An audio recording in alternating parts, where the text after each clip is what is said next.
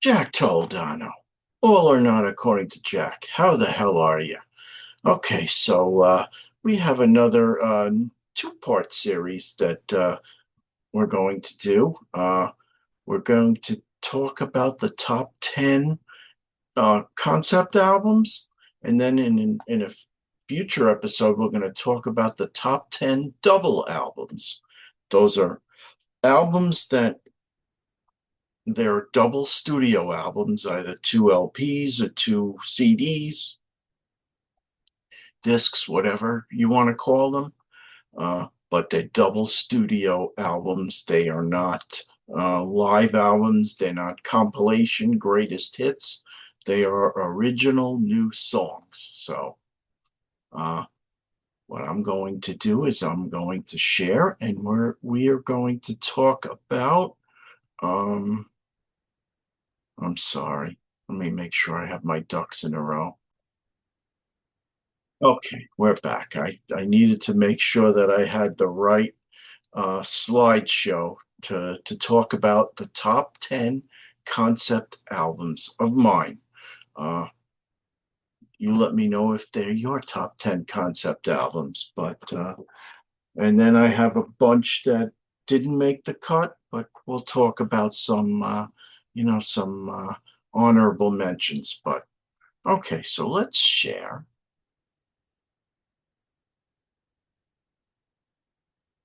And here we are. Let's get my pointer.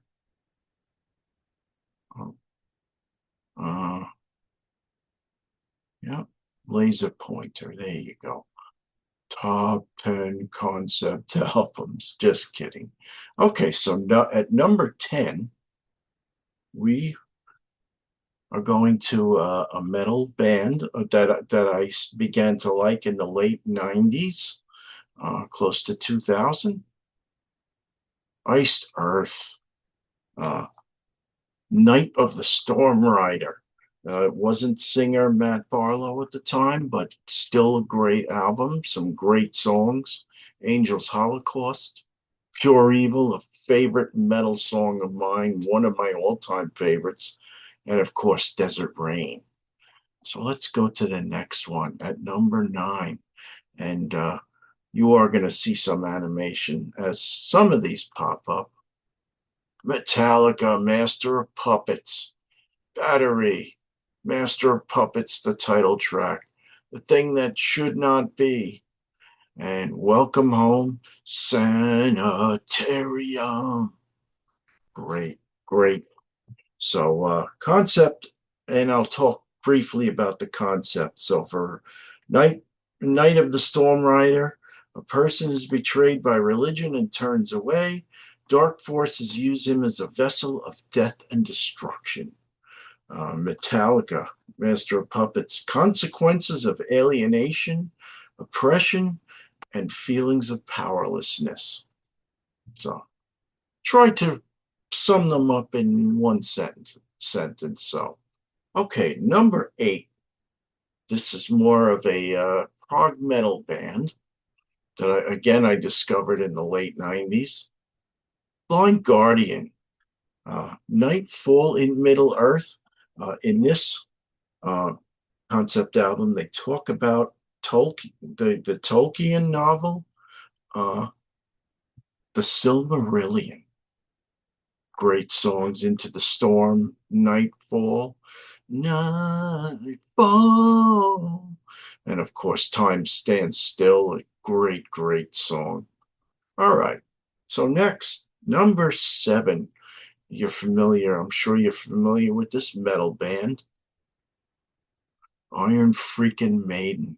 Great songs. Moonchild. Can I play with madness? And of course, I I screwed that up. It's in lowercase, but whatever. The Evil That Men Do. The title track, Seventh Son of a Seventh Son. I love it. And of course, The Clairvoyant, another great tune. So that's Iron Maiden, Seventh Son of a Seventh Son at number 7. Number 6 is a favorite band of mine. They, you don't People don't talk about them much, but because they're relatively unknown. But I wish people would give them a chance. They are a great freaking band. I'm talking Symphony X, their fifth album, V, the Mythology Suite. In this album, uh, oh, I'm sorry, I missed it. Iron Maiden's Seventh Son of a Seventh Son, inspired by the novel Seventh Son by Orson Scott. This one very simple. Symphony X V, the Mythology Suite. They talk about the lost world of or city of Atlantis, evolution, communion, and the Oracle. A great prog metal, more proggy song. On the Breath of Poseidon, great instrumental leading up to the song Egypt. Death of Balance, Lacrimosa, yet another great instrumental leading to the song Absence of Light, and the 14-minute Rediscovery, which was another song originally, Twilight and Olympus, but for that album, they decided not to have a title track. Instead, they took fragments of that song and they made it into this song, Rediscovery. So, great album. Check it out. Okay, so number 5. Uh, a related band to Symphony X, a very close band. I'm talking more prog metal. Dream Theater. Metropolis 2, Scenes from a Memory. I saw this tour years ago at a place called Roseland in Manhattan. Great, great freaking concert. Um, Tells the story about a murder victim, Victoria, sadly enough. Strange deja vu, fatal tragedy. Through her eyes, the spirit carries on. Okay, to number 4. Quadrophenia by The Who. Great freaking album. Uh, I was going back and forth. Do I take Quadrophenia or do I take Tommy? Basically, both are rock operas and both have accompanying movies. As much as I like the songs in Tommy, I love the songs in Quadrophenia. Can you see the real me? Can you? Can you? The Punk and the Godfather. I've had enough. 515, possibly one of my all-time favorite rock and roll songs. Do do do do do do do do do do. Inside, outside, leave me alone. And then, of course, there's the beautiful, absolutely beautiful Love Reign Over Me. Love it. Great, great album.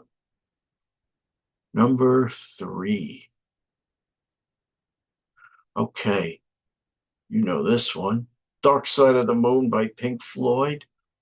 Speak to Me, Breathe, Time, Great Gig in the Sky, Money, Cha-Ching, Cha-Ching, Us and Them. So, Quadrophenia, movie about the mods versus the rockers in London, I guess. And of course, 3, Pink Floyd explores themes such as conflict, greed, time, death, and mental illness. Damn, holding back a yawn. Okay, bear with me, folks. I only have 2 more. Okay, so number 2. I don't think this will be a surprise to many. Sergeant Pepper's Lonely Hearts Club Band. So songs, Sergeant Pepper and the Reprise. Oh, I get by with a little help from my friends. Of course, there's the reference to LSD for Lucy in the Sky with Diamonds. When I'm 64, I'm 3 years away. And then A Day in the Life. I heard the news today, oh boy. Great, great song. That is one of those songs that always bubble up to the top of any of those uh, rock song lists, either on Memorial Weekend or or what the hell weekend? Labor Day weekend. when those rock stations give us your top rock songs, and we'll give you our top 1,000, or in the case of W NEW, the top 1,027, and so on and so forth. Anywho, our number one, my number one, I love this album to death. It is one song over the course of 45 minutes. I'm talking To Be Thick as a Brick, one long song by the same title. Thick as a Brick, side one, about 22 and a half minutes. Side two, about 22 and a half minutes. And then, of course, Ian is famous for saying, if they want a concept album, we'll give them the mother of all concept albums. Basically, it is um, Gerald Bostock. He is a fictitious little 8-year-old boy, as you see here, wrote a poem, and Ian Anderson set it to music and made a 45-minute song about it. And this is one of those songs that you can never get bored, because you don't have that long ambient music. You have passages that run into each other. And you know what? You listen to about a 5-minute passage, you're looking forward to the next song. So good stuff. So that is my so let's end the slideshow. Stop the share. There we go. I'm back. So songs or albums that I that didn't make the cut. You have Beach Boys, Pet Sounds, Dream Theater Octavarium, Dream Theater 6 Degrees of Inner Turbulence, Eagles Desperado, Genesis The Lamb Lies Down on Broadway, Jethro Tull A Passion Play, Judas Priest Nostradamus, Manowar Gods of War, Moody Blues Days of Future Past, Pink Floyd Wish You Were Here, Queensryche Operation Mind Crime, Renaissance Scheherazade and Other Stories, Rick Wakeman The Six Wives of Henry VIII, Styx The Grand Illusion, and Tommy by the Who. So that's a bunch. I could probably name more, but why bother?